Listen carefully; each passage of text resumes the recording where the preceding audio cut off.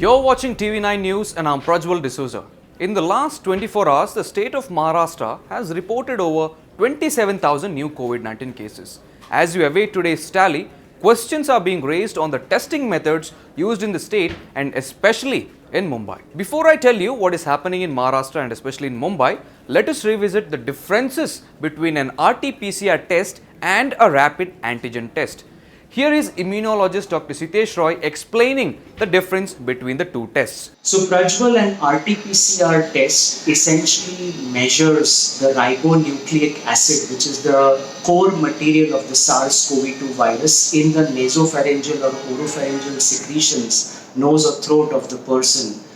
Basically, this test takes the nucleic acid, multiplies it many a times through what is called cycle times, and then ultimately detects it. And the lower the cycle time or the CT count, the more the infectious particles in the secretions and the higher the chance that that person will transmit the infection to someone else.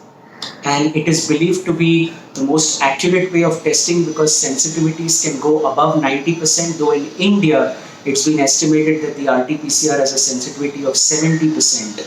When it comes to the rapid antigen testing, we are detecting the nucleocapsid or other proteins in the virus. And these proteins are, when they are in a high viral load, are most easily detected.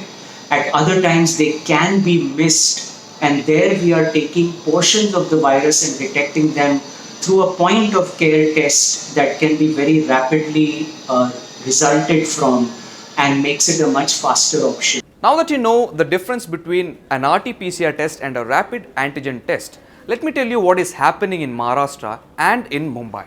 A news report by NDTV has claimed that nearly 50% of COVID-19 tests conducted in Mumbai are being done through antigen testing. So why is it a cause for worry? An RT-PCR test has a higher positivity rate which will help to identify more positive cases compared to its counterpart, the rapid antigen test. Generally, during a rapid antigen test, due to its lesser accuracy rate, there are chances of people getting a false negative report.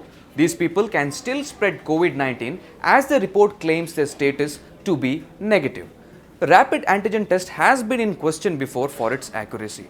Also, currently in Mumbai, the queues outside RT-PCR testing centers have increased, which is taking nearly 48 hours for the test results to arrive according to media reports.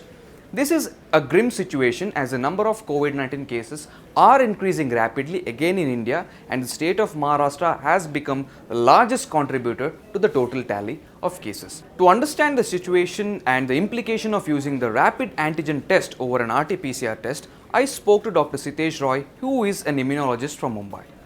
Now, doctor, why are rapid antigen tests still being used when it has been called out for being less accurate than its counterpart?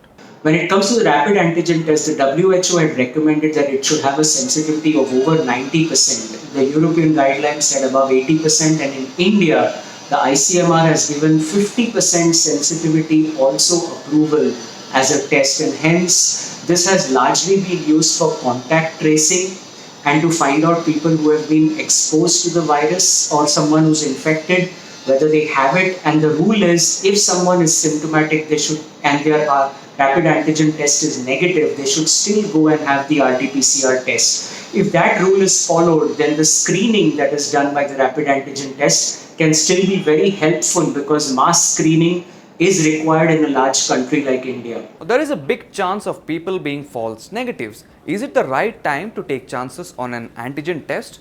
In the ideal situation, we should have a perfect test with greater than 90 or 95% sensitivity and greater than 95% specificity, which means no false positives and hardly any false negatives. But the reality and the ground situation is that we have to test lakhs of people because everyone who comes positive, it's not just their family and neighbors, but their contacts, everyone needs to be traced, and hence the rapid antigen test, though we should be more careful and the ICMR needs to select out the tests that have greater than 80% sensitivity so that we can do a much better job in identifying those who may have an asymptomatic infection or a very mild infection and still transmit the virus to others, because that's the only way we can stop the spread of this virus besides taking all the usual precautions. Doctor, if the government has a scarcity of RT-PCR tests, should they go for alternatives like a Feluda test or a CRISPR test? So, if there is a shortage of RT-PCR tests and the rapid antigen tests have the chance of missing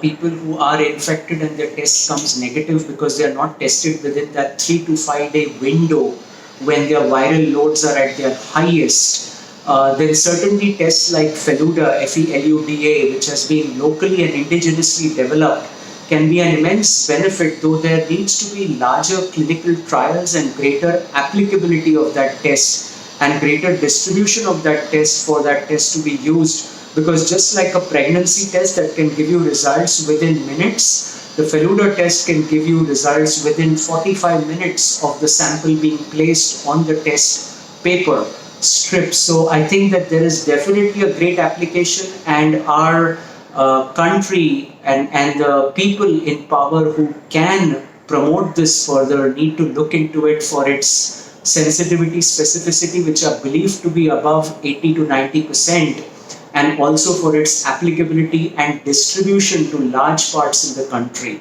I think that would be a great advantage. If you like this content, do give this video a big thumbs up and don't forget to subscribe to TV9 News on all the social media platforms. Thank you for watching and have a great day.